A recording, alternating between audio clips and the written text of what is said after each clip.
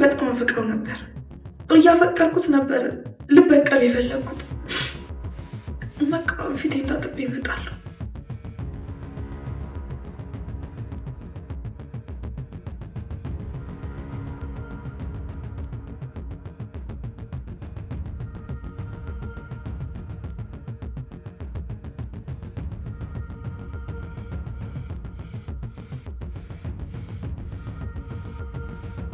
ዋው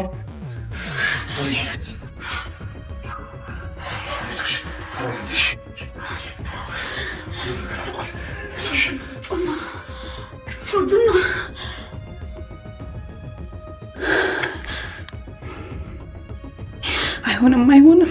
አምላክ እባክህን ቤተሰቦቼ ምንም አታርግብኝ።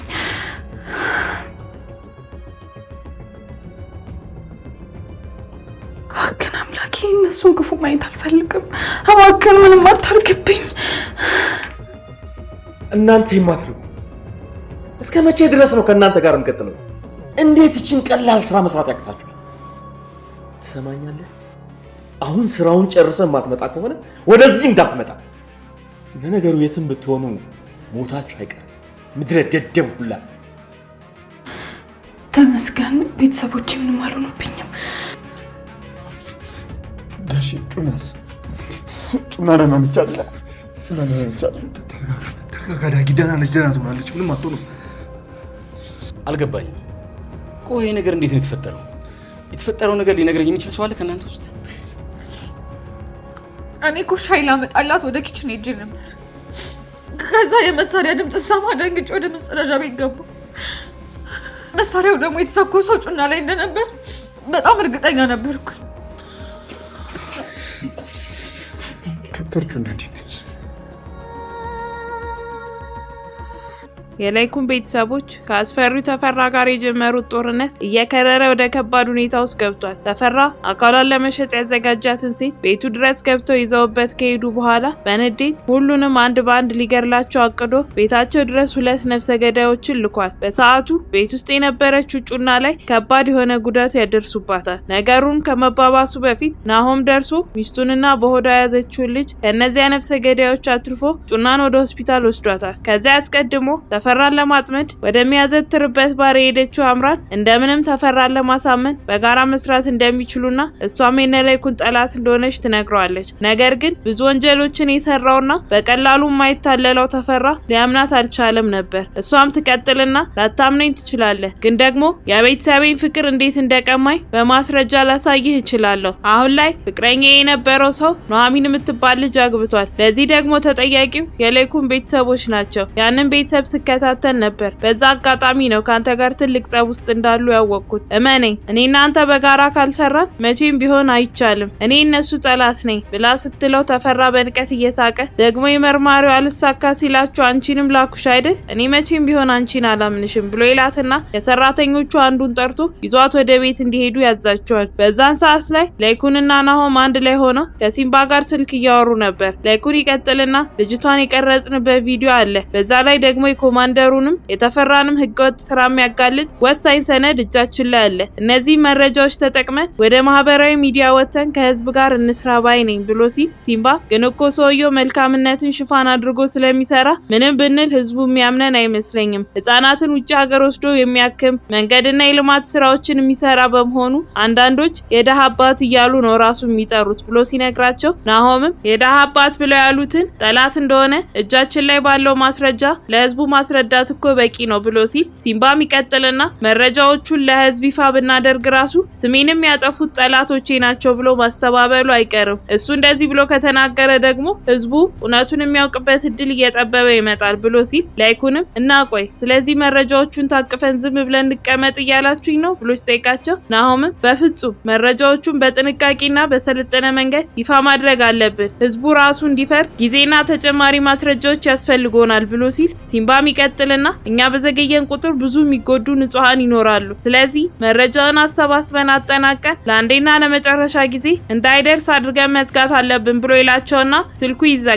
በዛን ሰዓት ላይ ተፈራ አምራንን ወደ ቤቱ ይዞ ወስዶ አስሮ ከነላይኩን መላኳን ለማረጋገጥ እየሞከረ ነበር። እሱም ይቀጥልና እውነቱን ከተናገርሽ በነፃ ልለቅሽ ይችላለሁ። ስሚ እኔ ክፉና አደገኛ ሰው ነኝ። ክፋቴን በግልጽ ሳላሳይሽ ማን እንደላከሽ ቶሎ ተናገሪ ብሎ ሲላት አምራንም ለዚህ ነው እንዴ እንደዚህ ጥፍንግ አድርጋ ያሰርከኝ? ከዚህ በላይ ለኔ ምንም ስቃይ የለም፣ ከፈለክ ግደለኝ ብላ ስትለው ተፈራም ከዚህ በፊት የሆነ ፖሊስ እንደላኩ ነግሬሽ ነበር፣ ግን እኔ ምን እንዳደረኩት አታውቂም። በደንብ አሰቃይቼ ግንባሩን በጥይት ብዬ ነው የገደልኩት ብሎ ሲላት አምራንም እኔንም ግደለኝ፣ አንድ ጊዜ ፍቅሬን አጥቻለሁ። እሱን አጥቼ ከምኖር ደግሞ ብሞት ይሻለኛል።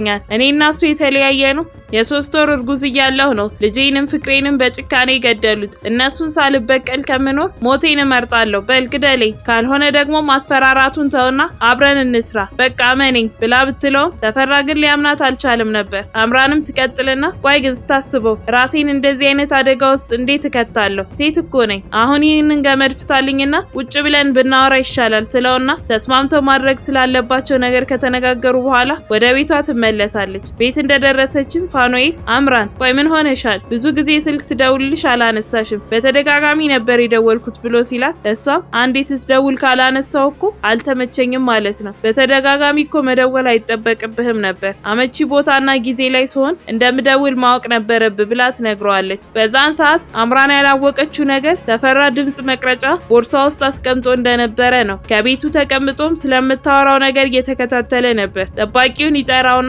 ሌላኛውን የድምጽ መቅረጫ ቦርሳ ውስጥ ማስቀመጥህን እርግጠኛ ነህ አይደል ብሎ ሲጠይቀው እሱም አዎ ጌታዬ እንዳይታይ አድርጌ አስቀምጨዋለሁ ብሎ ይመልስለታል። ፋኑኤልም ይቀጥልና መቼም እዛ ሰውዬ ጋር ለመገናኘት አልሄድሽም አይደል ብሎ ሲጠይቃት አምራንም ስለማን ነው የምታወራው? እኔ ወዴትም አልሄድኩም ስራ ነበረኝ ብላ ስትለው እሱም የሁላ ጊዜ ደጋግሜ ስደውልልሽ እያነሳሽ አልነበረም። ቆይ ደግሞ ከኔ የተደበቀ ስራ አለሽ ማለት ነው ብሎ ሲጠይቃት እሷም እንዴ ተው እንጂ ሁሉንም ነገር ለአንተ መናገር አለብኝ እንዴ ብላ ስትጠይቀው እሱም ብትነግሪኝ ምን ችግር አለው?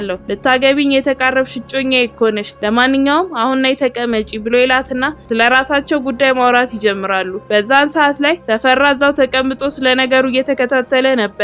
በመሃል ጠባቂውን ይጠራውና የላይኩን ቤተሰብና ያ ሲምባ የሚባል ሰውዬ ስራዬን በሙሉ እያበላሸቱ ነው ብሎ ሲለው ጠባቂውም ሲምባ የሚባለው ልክ እንደ አይኑ የሚሳሳለት ዳግም የሚባል ልጅ አለው፣ እሱን አግተን ለምን ያለውን ሁሉ መረጃ እንቀበለውም ብሎ እያለ ባለበት የተፈራ ስልክ ይጠራል። ስልኩንም ሲያነሳው ሲምባ ይቀጥልና በቴሌግራም የሆነ ቪዲዮ ልከንልሃል ተመልከተው ብሎ ሲያስፈራራው ተፈራም የሚያዋጣችሁ ይመስላችኋል?